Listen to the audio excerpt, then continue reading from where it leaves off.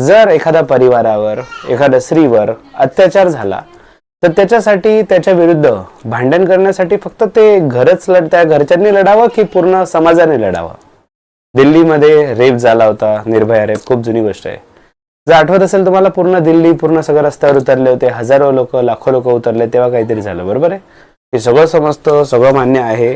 पण आता विषय आहे आझाद मैदानात जायचा. का बरं? तर महावितरण, महापारेषण, महानिर्मिती विद्यार्थ्यांसोबत अन्याय करते, चुकीचं करते. पण कुठं आपल्याला फरक पडतोय? आपल्यावर येईल तेव्हा बघू ना. जोपर्यंत आपल्यावर येत नाही तोपर्यंत आपण बघणार नाही. हा ॲटिट्यूड जोपर्यंत राहील तोपर्यंत काही बदलू शकत नाही. तुम्ही एक विद्यार्थी आहात आणि विद्यार्थी म्हणून, एक स्पर्धा परीक्षेचे ॲस्पायरंट म्हणून जर तुमच्या विरुद्ध काहीही होत असेल, कोणत्याही डिपार्टमेंटमध्ये चुकीचं होत असेल, तर सर्वांनी एकजुटीने उतरण्याचा डेफिनेटली प्रयत्न कराल, तरच काहीतरी बदल अपेक्षित आहे. विद्यार्थ्यांना तुमच्यासाठी लढायला काही मोजके टीचर्स किंवा मोजके लोक जाऊन काहीच होणार नाही. तो मॉब, ती संख्या, ते हजारो विद्यार्थी त्यांना दिसले पाहिजे, तेव्हा त्यांना त्या गोष्टीचं गांभीर्य समजेल. आणि म्हणूनच पुनश्च एकदा रिक्वेस्ट करतो विद्यार्थ्यांना, फटाफट तिकीट बुक करा. 6 एप्रिल 2026 रोजी म्हणजेच सोमवारी सकाळी 10 वाजता आझाद मैदानात सर्वांनी भरभरून पोहोचायचं आहे. तुम्ही ज्या पण लायब्ररीमध्ये आहात, ज्या पण क्लासमध्ये आहात, ज्या एरियामध्ये राहतात, प्रत्येक मित्रापर्यंत स्पेशली एक कॉल करून मेसेज पोहोचवा.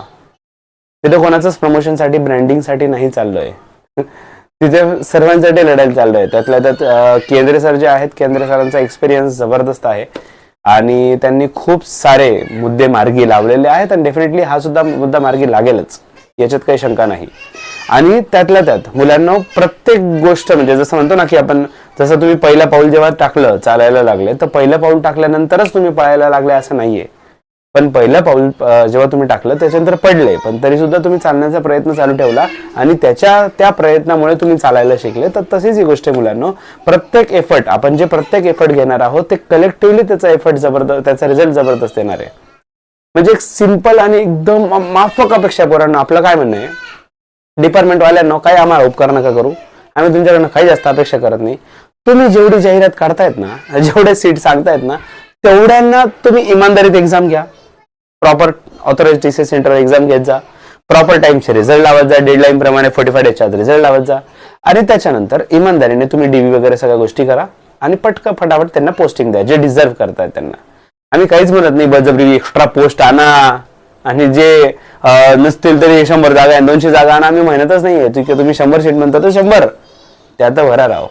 आणि त्याच्यातही तुम्ही सहमत नसाल आणि त्याच्यासाठी तुम्ही लढत नसाल तर मग डोंट एक्सपेक्ट की वरचा काहीतरी करेल. दे रे हरी खटल्यावरी, नाही भेटणार खटल्यावरी.